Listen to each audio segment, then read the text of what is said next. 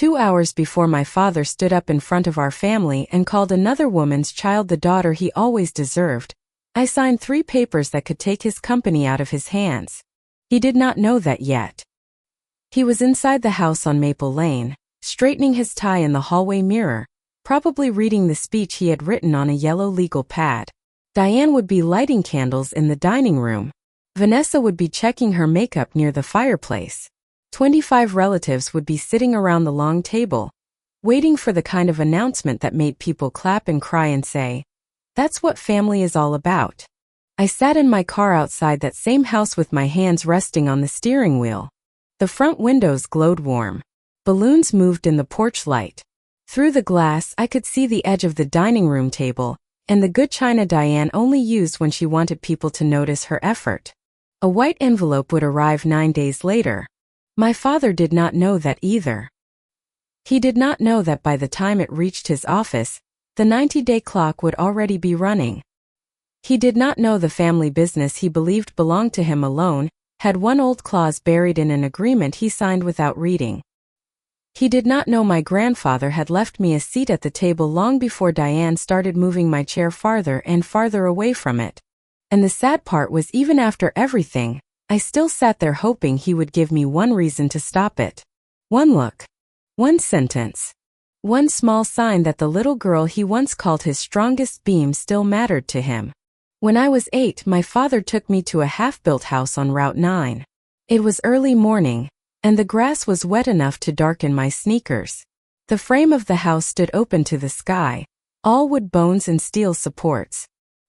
He lifted me onto a stack of plywood and pointed at a beam above us. "See that, Clara?" he said. "That's what holds everything up. Without that, the whole place comes down." I looked up like he had shown me a secret. "That's what you'll be one day," he said. "Strong enough to hold." I believed him because daughters believe fathers before they learn fathers can become strangers. My mother had died the year before. Ovarian cancer. She was 34, gentle, and gone before I understood what permanent meant. After that, it was my father Richard Bennett, my grandfather Harold, and me. Bennett and Sons Construction was our family's name, our family's pride, and my father's favorite subject. He said he built it with his hands, but everyone in Ridgewood knew Harold built the bones of it. Harold knew the contracts, the numbers, the crews, the banks. My father knew how to work hard.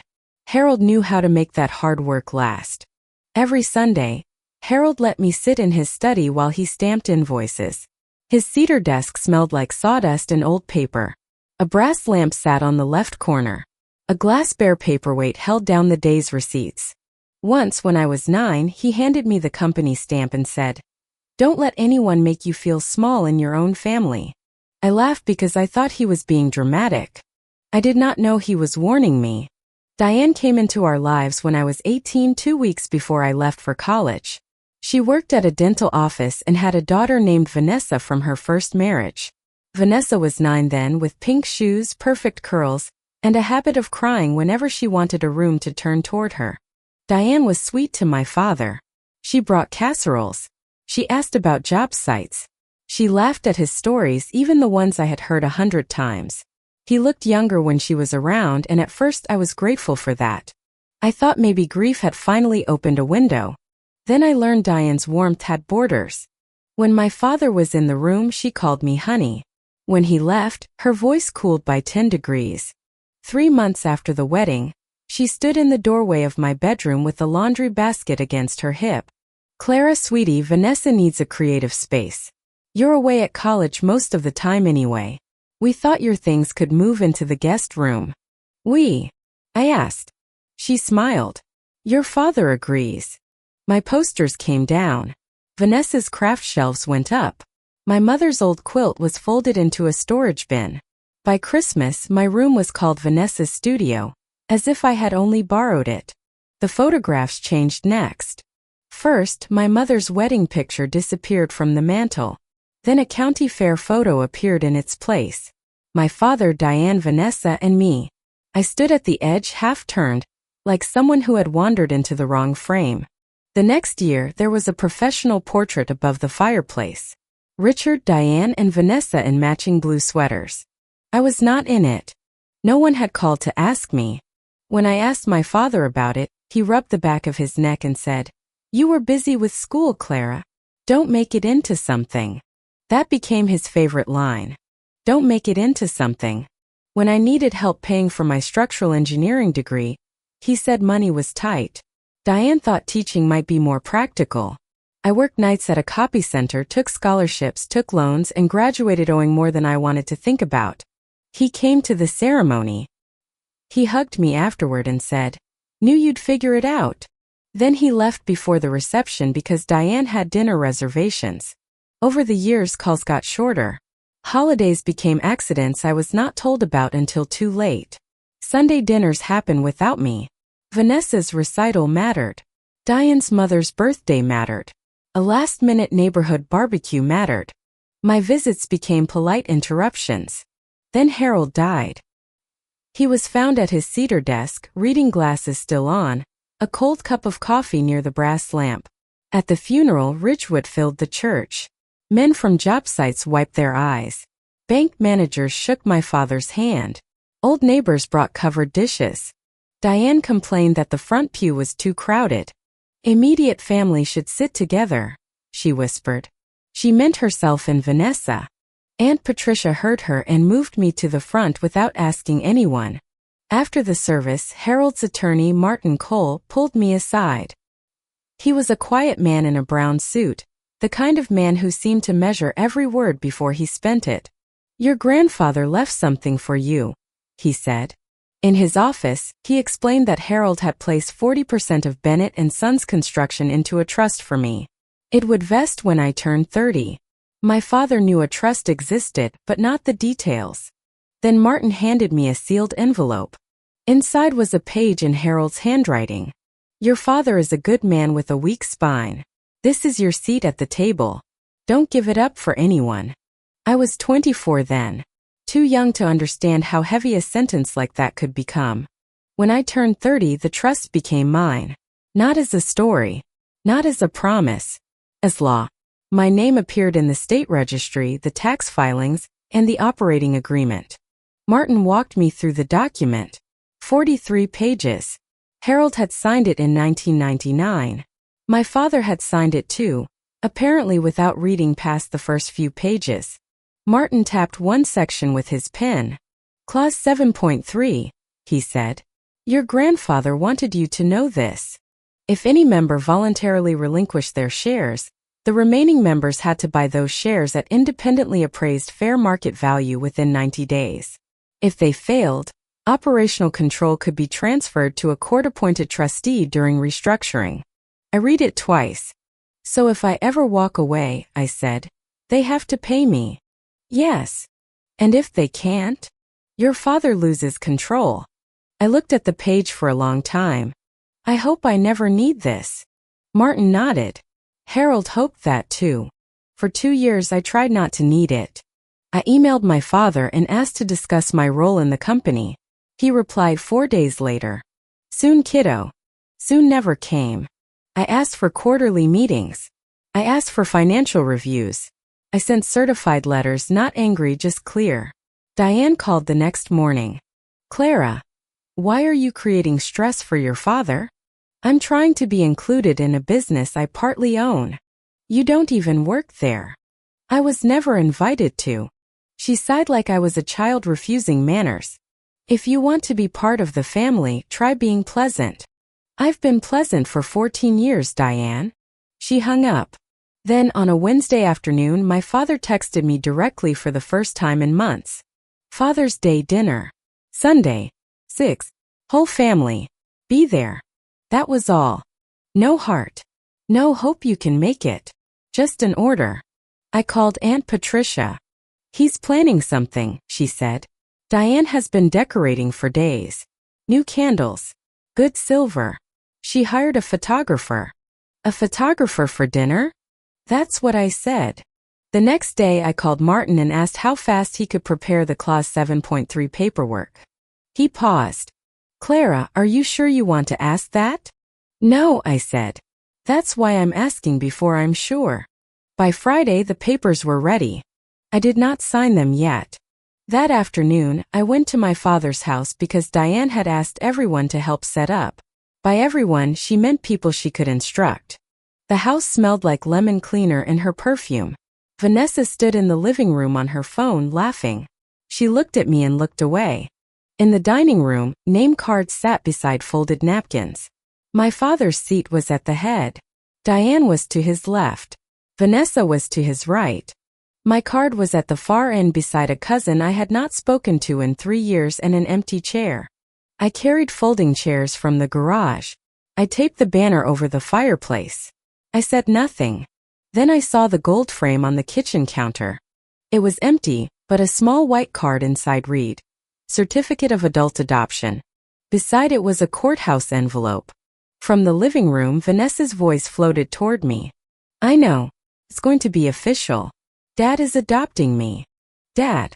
I stared at the frame until the gold edges blurred.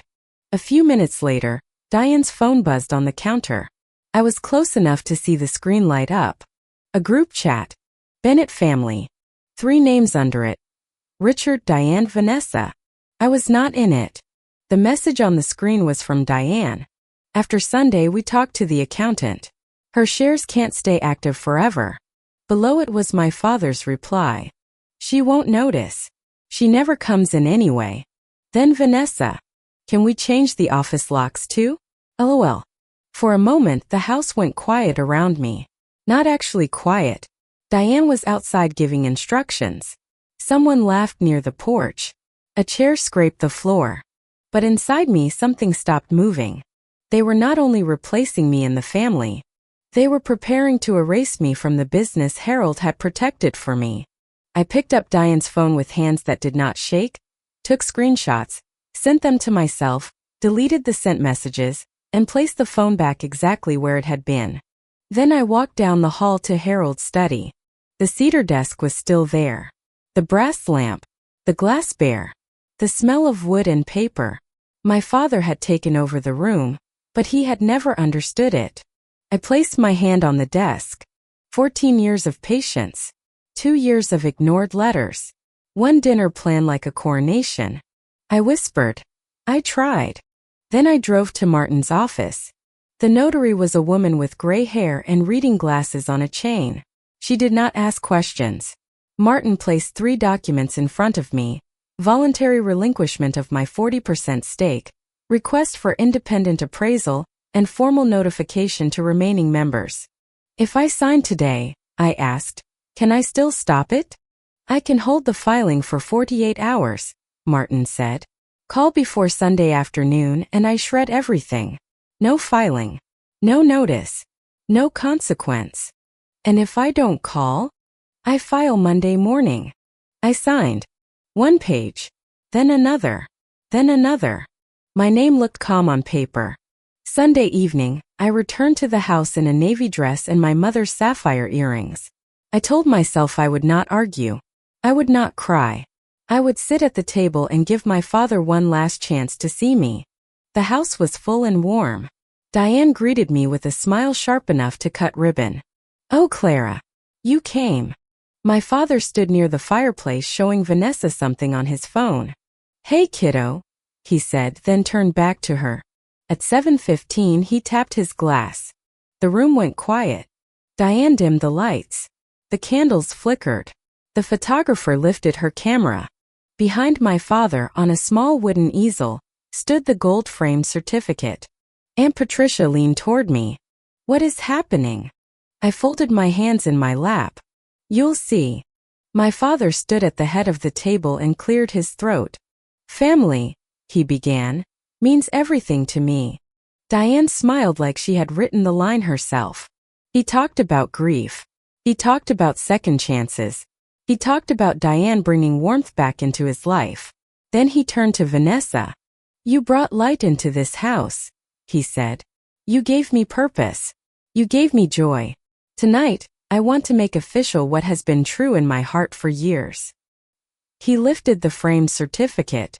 "Vanessa Mitchell, I am adopting you as my daughter." The room burst open with applause. Diane cried into a napkin. Vanessa threw her arms around my father. The photographer's flash lit the walls again and again. Then my father said the words I had already read on his yellow legal pad. I finally have the daughter I always deserved. No one looked at me. Not one person. I sat at the far end of the table beside the empty chair, while people clapped around me. Aunt Patricia gripped my hand so tightly it hurt. I did not move. The 48-hour window was still open. My phone sat inside my purse with Martin's number in it. All I had to do was call. My father hugged Vanessa, smiled for the camera, and never once turned his eyes toward me. Dessert came after the applause. Lemon squares on a silver tray. Coffee in white cups. Diane moving through the dining room like a queen after a victory parade. Vanessa kept looking at the certificate on the mantel, touching the edge of the frame as if it had already changed her blood. My father sat in his recliner with Vanessa perched on the arm, both of them scrolling through the photographer's first pictures. Diane stood behind them and pointed at the screen. "That one," she said. "Send that one to everyone." My college graduation photo was gone from the mantel. The adoption certificate hung in its place. I watched from the kitchen doorway with a dish towel in my hand. I had helped clear the plates because my mother had raised me to clean up after a meal, even when the meal had emptied something inside me. Diane came into the kitchen while I was wrapping leftover chicken in foil. "Clara," she said softly, "I hope you understand this wasn't about you." I looked at her. Her voice was sweet enough for the hallway, but her eyes were cold. "I understand completely," I said. She touched my arm with 2 fingers. "Good. Your father deserves peace. Try not to make this difficult." There it was. The warning hidden inside manners. I set the foil down and dried my hands. Aunt Patricia found me near the back door. Her face looked pale in the kitchen light. "You don't have to stay," she whispered. "I know. What are you going to do?" I glanced toward the living room. My father was laughing at a picture where Vanessa had her arms around his neck. Diane was standing beside them, proud and settled. "What I should have done 2 years ago," I said. Patricia closed her eyes for a second. When she opened them, they were wet. I walked into the living room. "Happy Father's Day, Dad." He looked up for half a second. "Thanks, kiddo. Drive safe." He did not stand. He did not ask if I was okay. He did not even notice when Diane's smile deepened behind him. I walked out of the house. The night smelled like cut grass and candle smoke from the open windows. I sat in my car for a full minute with my phone in my hand. Martin's number was right there. One call and the papers would be shredded. No filing. No notice. No consequence. Through the front window, I saw my father lift the adoption certificate from the mantel and show it to another relative. Vanessa leaned against his shoulder. Diane held her phone up for one more picture. I put my phone down. Then I drove home. Monday morning, I was at my desk on the 4th floor of a building in Greensboro, reviewing steel reinforcement plans for a hospital wing. The work was clean. Honest. Every number had a reason. Every beam had a purpose. At 9:03 I called Martin. His voice was careful. "Clara, the 48-hour window doesn't close until this afternoon." "I know. You can still stop it." I looked at the drawing spread across my desk. Load path. Support points. Foundation notes. File it. He was quiet for one breath. Understood. I hung up and went back to work. The world did not crack open. The ceiling did not fall. No thunder came. Just a legal document moving through a system my father had ignored for 27 years. At noon, Diane texted me. "Vanessa wants to take a bigger role at the company. Your father says she can use the old project office since you barely come in. Please clear anything you still have there by Friday." I read it once. Then again.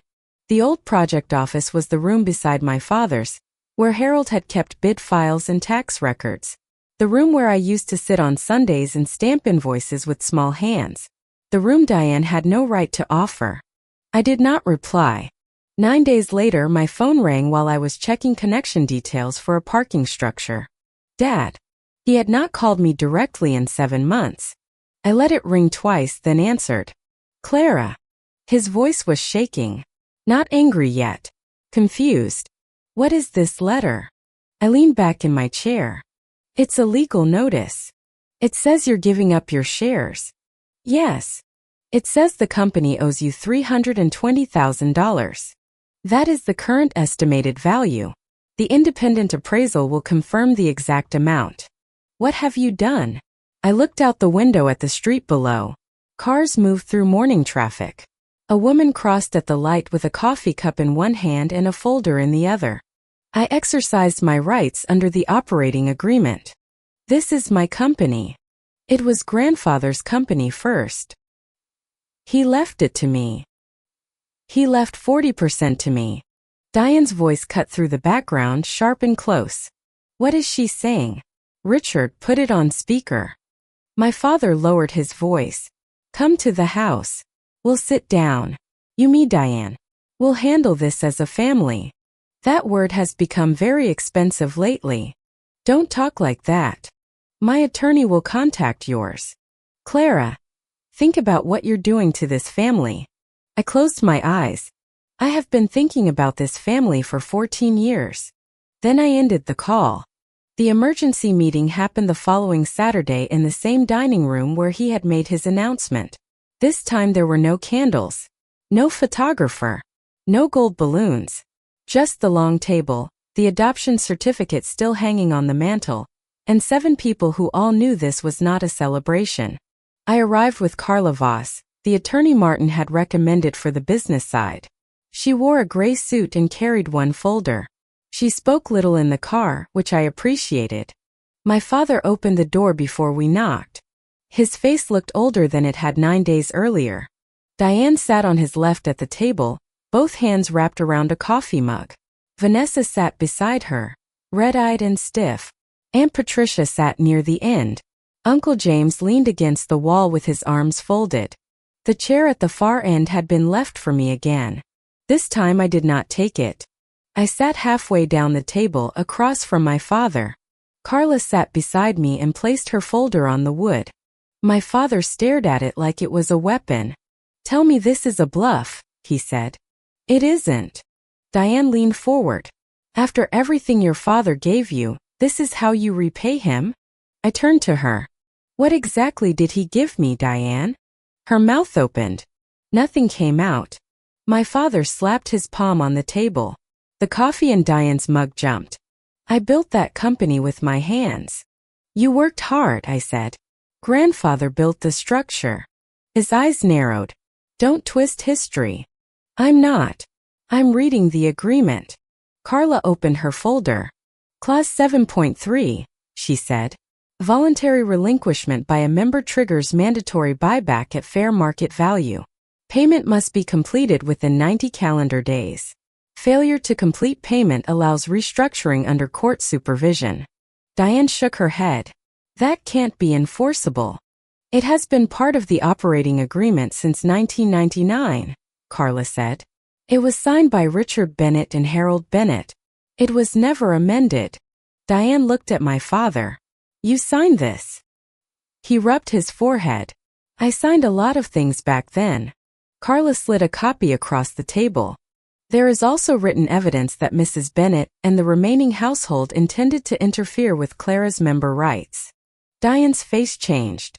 I reached into my purse and pulled out the printed screenshots. The group chat. After Sunday, we talked to the accountant. Her shares can't stay active forever. She won't notice. Can we change the office locks too? LOL. I placed the pages on the table. Vanessa stared down at them, then looked away. Diane went white. My father picked up the first page. His hand trembled as he read. That was just talk, Diane said quickly. People say things in private. It didn't mean anything. It meant enough for you to plan around it, I said. Vanessa wiped her face. I didn't know it would become legal. I looked at her. You knew it was cruel. She folded her arms like a child. You never wanted to be around us anyway. Aunt Patricia made a sound under her breath. I kept my voice level. At Nathan's barbecue, you told our cousins I was never really part of this family. Then you looked at me and said it was true. Vanessa's eyes filled again, but she did not deny it. I am choosing to agree with you, I said. I am no longer asking to belong where I was already removed. The contract puts a price on that removal. My father lowered the screenshot. Clara, he said, and for the first time in years my name sounded heavy in his mouth. I didn't know Diane was going to. He stopped because the lie could not carry itself. You replied, I said. The room went silent. Diane turned on him then. You told me she wouldn't notice. My father's face hardened. Because she never comes to meetings. I asked for meetings, I said. 14 emails. 3 voicemails. 2 certified letters. You ignored all of them. He looked at me like he was seeing years laid out in a row, and did not like the shape they made. Diane's voice softened suddenly. Clara, sweetie, this has gone too far. We all made mistakes. But we are family. We can still work something out. I almost laughed. Not because it was funny. Because I had heard that voice for 14 years. That voice had moved my clothes into the guest room. That voice had forgotten to invite me to Christmas. That voice had smiled while my father hung another daughter's certificate where my graduation photo used to be. You had years to work it out, I said. You waited until the paper had numbers on it. Her smile vanished. Aunt Patricia stood. Everyone looked at her. Richard, she said. I warned you. My father looked exhausted. Patricia, not now. Yes, now. 3 years ago in this room I told you Clara was disappearing from this family. You said I was dramatic. Last year I told you Diane was keeping her away. You told me to stop blaming your wife. And last Sunday, you looked across this table and spoke as if your own daughter was already dead. Diane snapped. You have no right to speak to him like that. Patricia turned to her. I have every right. I am Harold Bennett's daughter. I watched my brother erase his child one picture, one holiday, one locked door at a time. I stayed quiet too long. My father covered his face with both hands. For a moment, he was not the proud man at the head of the table. He was just someone cornered by the truth he had helped create. Uncle James finally spoke from the wall. Richard, pay her what she's owed. Then apologize. My father dropped his hands. $320,000, he said. Where am I supposed to get that in 90 days? No one answered. The adoption certificate shone from the mantel behind him. I stood and picked up my purse. This is not revenge, I said. 40% of an $800,000 company is $320,000. That is not punishment. That is math. His eyes were red. You're really going to walk away? I looked at him and for one painful second, I saw the man on Route 9, pointing up at a steel beam, telling me I would be strong enough to hold. I already did, I said. You just didn't notice until it cost something. Diane pushed back her chair. If you leave now, don't expect to be welcome in this house again. I waited. I looked at my father. I gave him one last chance to correct her. He said nothing. So I turned to Diane. I'm not asking to come back. Outside, the afternoon sun hit my face so sharply I had to blink. Carla walked beside me to her car. Are you all right? She asked. I looked back once at the house on Maple Lane. The porch where I used to sit with Harold. The driveway where my father taught me to ride a bike. The upstairs window of the room that had become Vanessa's studio. No, I said. But I will be. 3 weeks later, my father's attorney confirmed what Carla had already known. The clause was enforceable. Harold had built it to survive exactly this kind of family pressure. My father took a loan against 2 company trucks and the equipment yard. Diane co-signed. The first installment arrived by certified mail, $100,000 in a cashier's check. I deposited it without ceremony. The teller asked if I wanted to open a money market account. I said yes. Vanessa's new role at the company disappeared quietly. There was no budget for a special office now. No title. No desk. No little throne beside my father. People in Ridgewood talked because small towns always do. My father told some of them I had betrayed him. Diane told others I had become greedy. But screenshots travel faster than speeches, and Aunt Patricia had stopped staying quiet. One evening, Patricia came to my condo with a casserole in a blue dish that had belonged to Harold. We ate at my small kitchen table. Not the long table on Maple Lane. Not the table where my seat had been pushed to the end. Mine. After dinner, she helped me wash the dishes. "Harold would be proud of you," she said. I looked down at the sink. "I'm not sure I feel proud." "You don't have to feel proud right away," she said. "Sometimes free comes first." The final payment arrived before the deadline. My name came off the company records. My father kept operational control, but not without debt, not without public shame, and not without knowing that the daughter he ignored had been protected by the father he had failed to honor. I did not go back to the house. I did not ask about the certificate. I did not ask if my graduation photo was still in a drawer somewhere. A month later, I opened a small engineering office of my own. Bennett Structural Design. Just 3 rooms, 2 desks, and a brass lamp Patricia gave me from Harold's study. The glass bear sits beside it now, holding down my first signed contract. Some days I still miss the father I thought I had. There is no victory in learning your place in someone's heart was negotiable.